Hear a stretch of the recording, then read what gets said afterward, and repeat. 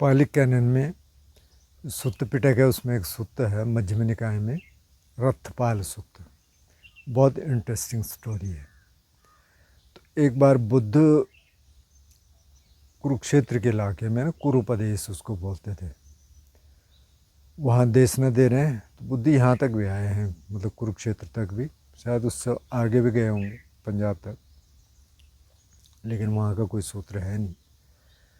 तो वो इस क्षेत्र में घूम रहे हैं और देश न दे रहे हैं।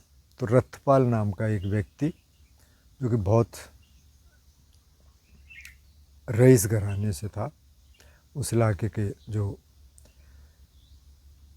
नामीवर लोग थे, मतलब जो शायद कुछ ऐसा रहा होगा जैसे कि पहले राजा के बहुत नज़दीक कुछ लोग रहते थे और जिनके पास बहुत संपत्ति रहती थी, बहुत ज़मीन जायदाद, इसी तरह के थे। और वो देशना सुनने गए। देशना सुनते सुनते उनको लगा कि ये रास्ता तो बहुत सही है। तो वो बुद्ध के पास गए कि बंते जी, मैंने आपकी देशना सुनी और उसको सुन के मुझे ऐसा लगा कि गृहस्थ में रह के तो ऐसा बहुत मुश्किल है, तो मैं भिक्षु बनना चाहता हूँ।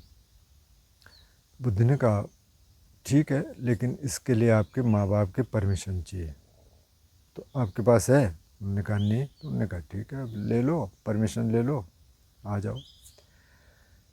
तो रथपाल अपने घर गए। उन्होंने माँ जी पिताजी से कहा कि जी ऐसे ऐसे है, बुद्ध यहाँ आए हैं, मैं भिक्षु बनना चाहता हूँ। मैंने उनकी देशना सुनी, मुझे लगा कि ये रास्ता सही है, तो अब मुझे आज्ञा दीजिए। तो उसके माता पिता ने कहा कि नहीं नहीं नहीं नहीं, कोई प्रश्न ही नहीं उठता इसका, तो आप तो हमारे अकेले बेटे हैं, हम तो आपको किसी भी कीमत पे परमिशन नहीं दे सकते। तो उसने दूसरी बार पूछा, उन्होंने कहा नहीं नहीं नहीं। तीसरी बार पूछा, अरे उन्होंने कहा क्या बात कर रहा, अगर माना किसी कारण से अगर तुम मर भी जाओ, तो जो तुम्हारी बॉडी को जिसका अंतिम संस्कार करना पड़ेगा, वो भी हमें बहुत बुझे मन से करना पड़ेगा कि इस शरीर को हम देना नहीं चाहते, तो तुम तो भी जिंदा हो, तो सवाल ही पैदा नहीं होता। तो रथपाल ने क्या किया कि वहीं फर्श पे लेट गया, नंगे फर्श पे लेट गया। बोले जब तक मेरी बात नहीं मानी जाती, मेरे को आप परमिशन नहीं देते जाने की, भिक्षु बनने की, तब तक मैं यहाँ लेटा हूँ। पहले तो उसके बाप ने सोचा कि अरे उठ जाएगा कुछ देर में जब पूरा दिन हो गया, रथपाल तो पड़ा हुआ है वहाँ नंगे फर्श पे। तो फिर वो गए रथपाल के पास कि बेटा ऐसा मत करो, मतलब ये सब ज़मीन जायदाद है, इतना सब कुछ है, उसकी 2 शादियाँ भी थी, 2 पत्नियाँ हैं, बच्चे हैं, एंजॉय करो। रथपाल ने कहा भाई मैंने कह दिया है कि मैं तब तक यहाँ लेटा हूँ, या तो आप परमिशन दो या तो मैं मर जाऊँगा, मैं खाना पीना कुछ नहीं खाऊँगा, सब कुछ छोड़ दिया। अब घबराए, 1-2 दिन हो गए तो घबराए इसके माता पिता। तो उसके पिता फिर उसके दोस्तों के पास गए, क्योंकि और तो किससे माना नहीं, उसकी उनकी पत्नियाँ आए, ये सब आए, कुछ नहीं। उसने कहा भाई मैं लेटा हूँ, मेरे पास आओ भी मत यहाँ। तो उसके बाद उसके दोस्त आए, दोस्तों ने बात की, तो उसने अपना इरादा बता दिया कि क्या है, मैं तो या तो भिक्षु बनूंगा या मैं यहीं प्राण दे दूंगा। तो फिर उसके दोस्त गए उसके पिताजी के पास, उन्होंने कहा भाई देखो वो तो ऐसे मर जाएगा, हम जानते हैं उसको, अगर उसने ठान ली तो वो हटने वाला नहीं है, तो आप उसको परमिशन दे दीजिए, तो कम से कम आपका बेटा ज़िंदा तो है, जीवित है और सही मार्ग पे चल रहा है, या गलत जो भी आप समझें, लेकिन मार्ग तो गलत तो है नहीं। लेकिन आपको ये लगता है कि वो बिछुड़ जाएगा, तो ठीक है, उससे कह दो कि भाई कभी कभार हमसे मिलने आ जाएगा। तो उसके बाप ने कहा ठीक है। तो उसने कहा रथपाल ठीक है, तुम जा सकते हो, हम परमिशन देते हैं, लेकिन कभी कभी तुम इधर आ जाना, जब भी इस इलाके में आओ तो आप हमारे पास आना मिलने के लिए। उसने कहा ठीक है। तो चला गया। तो बुद्ध के साथ साथी जहाँ जहाँ बुद्ध गए उनके साथ चलते रहे, और कुछ ही समय बाद बहुत अच्छी तरह से उन्होंने ध्यान किया, शीलों का पालन किया, जो भी ट्रेनिंग होती है, और वो अरंत हो गए। तो अब एक दिन उन्होंने बुद्ध से कहा कि भंते जी, मैं अपने पिताजी से कह के आया था कि मैं कभी कभी उनसे मिलने जाऊंगा, तो अगर आपकी आज्ञा हो। तो बुद्ध ने उनको देखा, उसका मानस देखा, उन्होंने कहा तो मुक्त हो गया। उन्होंने कहा हाँ जाओ, जब भी आपको सुविधा हो, जब भी आपके पास समय, आपकी इच्छा हो, आप चले जाएं। तो रथपाल कुरुक्षेत्र के लिए आए। अब वहाँ आके अपने घर गए भिक्षा लेने। तो इस इनके पिताजी ने देखा इनको दूर से आते हुए, तो उन्होंने ये तो पहचाना नहीं कि रथपाल है। तो उन्होंने कहा अरे ये हैं, अच्छा अच्छा, ये वही वाले हैं, ये जो मेरे बेटे को जिन्होंने अपने उसमें फंसा दिया, मतलब एक तरह से। अच्छा, ये वही हैं, फेक मंक मतलब ये जो है, ये भिक्षु असली भिक्षु नहीं है, नकली है। और बाप ने तो दरवाजे बंद किए, अंदर चला गया, इनको नहीं आने देना, कुछ नहीं देना इनको। तो अब इनके घर में जो काम करने वाली थी, जब ये अपने आंगन में आए, इन्होंने देख लिया कि बाप ने दरवाजे बंद कर दिए, कोई बात नहीं, फिर भी जाना है, क्योंकि भिक्षुओं के लिए है कि वो हर दरवाजे पे जाते हैं भिक्षा लेने अभी तो आए अपने माँ बाप से मिलने थे, चाहे कोई बंद हो दरवाज़ा खुला, वहाँ जाना है, कुछ देर खड़े रहना है, फिर आगे निकल जाना है।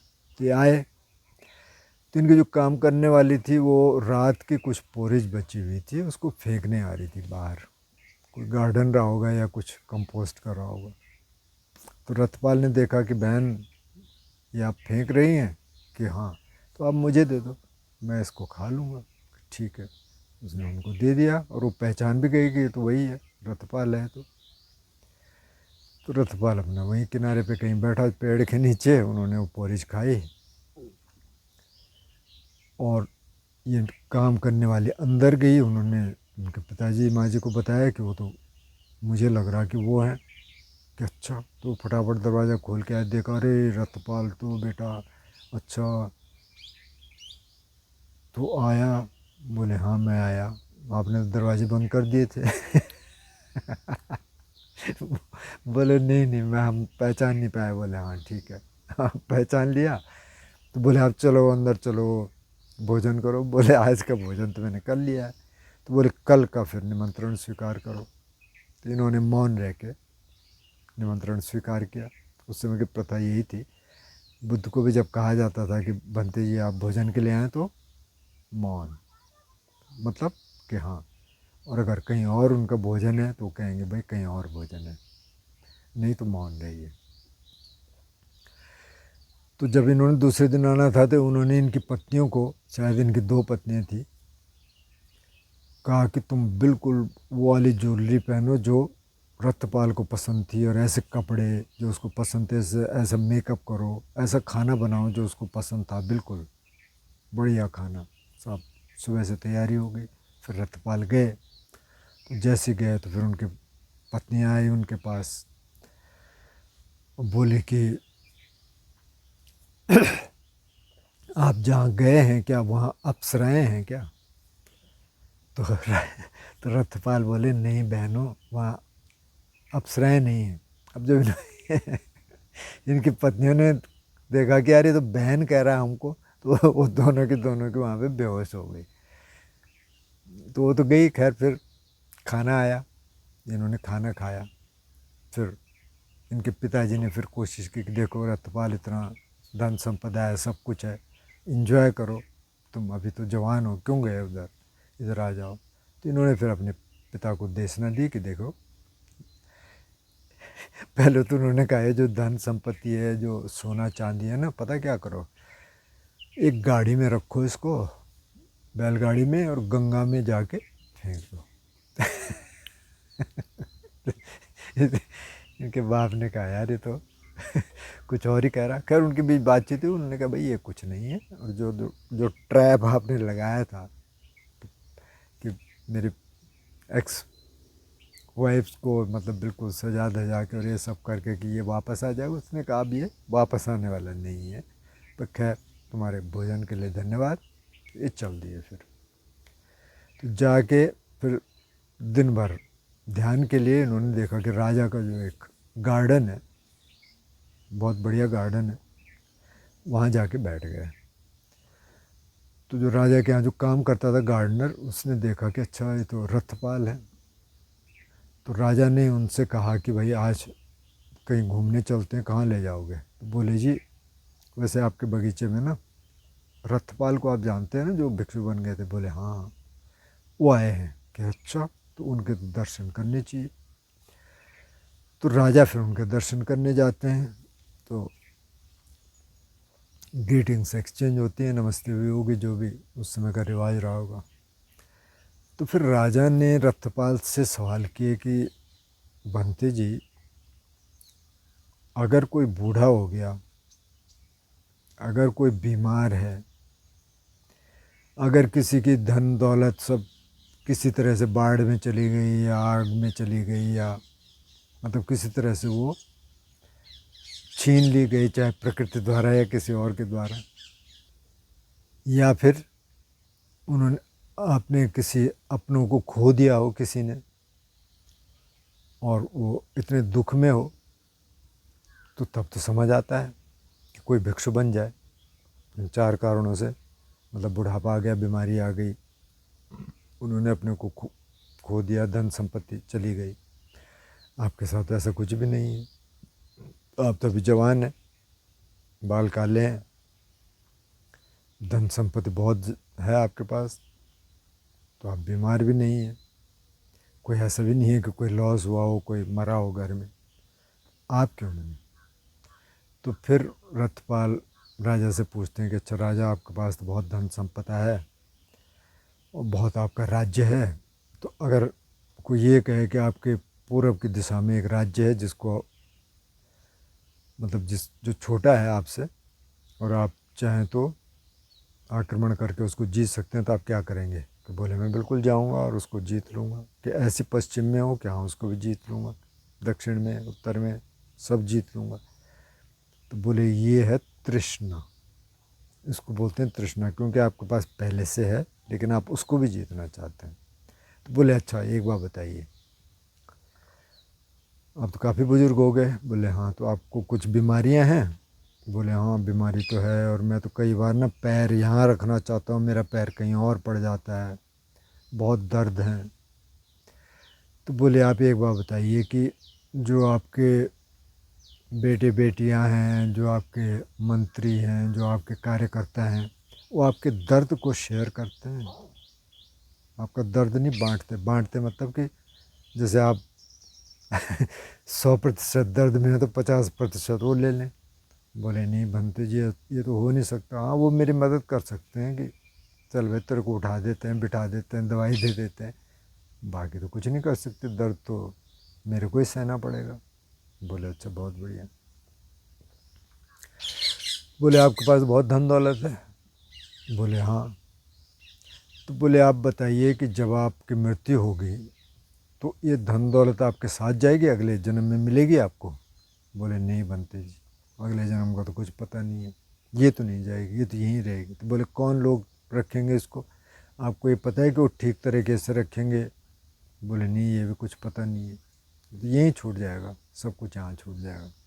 तो उन्होंने कहा कि बुद्धि यही बोलते हैं कि ये सब कुछ यहाँ छूट जाना है, कुछ आपके साथ नहीं जाएगा। जिस तृष्णा में आप फंसे कि ये भी आ जाए, वो भी आ जाए, और भी आ जाए, जैसे आप कह रहे हैं कि अब मैं तो पूरब में भी जाऊंगा, पश्चिम में भी जाऊंगा, जहाँ मुझे पता चलेगा मैं इसको जीत सकता हूँ, मैं उसको जीतूंगा। तो कि ये क्रेविंग, ये जो तृष्णा है, तणहा जिसको बोला, ये कभी ख़त्म होने वाली नहीं है। और ये संसार तो बहुत अनस्टेबल है, यहाँ तो कुछ भी स्थायी नहीं है, आज है कल नहीं है। तो इस सब को देखते हुए ये मार्ग है जो आपको तृष्णा से परे ले जाएगा, जो सारे दुखों से परे ले जाएगा, जिसे आप साथ ले जा सकते हैं। वो आपके कर्म हैं, जो आपने अच्छे कर्म किए होंगे, बुरे कर्म किए होंगे, दोनों साथ जाएंगे। न तो आपकी धन संपदा जाएगी, ना तो आपके रिश्तेदार जाएंगे, बेटे बेटियां जाएंगे, मंत्री जाएंगे, राज्य जाएगा, धन संपदा कुछ भी नहीं जाएगा साथ में, ये जाएगा।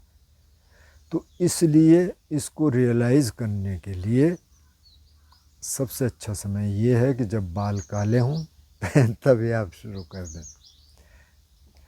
तो इसका मतलब ये नहीं है कि कुछ लोगों के बाल अभी काले नहीं हैं और वो सुन रहे हैं, वो कह रहे हैं कि अच्छा अब तो टाइम निकल गया। नहीं, जिनको बाद में पता चला वो तभी ध्यान शुरू कर दें। लेकिन आइडियली बोलते हैं कि अगर आपको पता चल गया और आपके बाल अभी काले हैं, मतलब आप एक जवान हैं, बाल काले से मतलब ये है कि आप में ऊर्जा है, आप में एनर्जी है, आप इस मार्ग पर चल सकते हैं। तो उन्होंने कहा चलना शुरू कर दीजिए, क्योंकि ये दुनिया एक छलावा है। जैसे वैदिक ट्रेडिशन में कहा ना, माया, कबीर कहते हैं माया महा ठगनी हम जानी, फिर से आ जाता है।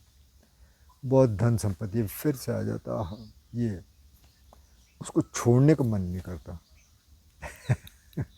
ज़मीन ले ली तो नहीं, हाँ नहीं नहीं, इस टुकड़े पे तो कुछ नहीं करना है, इस पे कर लो क्योंकि वो बैठा हुआ है, लेकिन वो सब तो यहाँ छूटना है। तो इस समझदारी से काम करें। धन संपत्ति होना कोई बुरी बात नहीं है, उसका उपयोग करें और डिटैच्ड रहें, डिटैच्ड होने की कोशिश करें, थोड़ा सा उससे दूर रहने की कोशिश करें। दूर इन द सेंस कि भाई इसमें छूटना है, मेरा कुछ है नहीं इसमें, ठीक है। जब तक है तो इसका यूज करिए, एंजॉय करिए सही तरीके से, लेकिन साथ में जाने वाला कुछ नहीं है।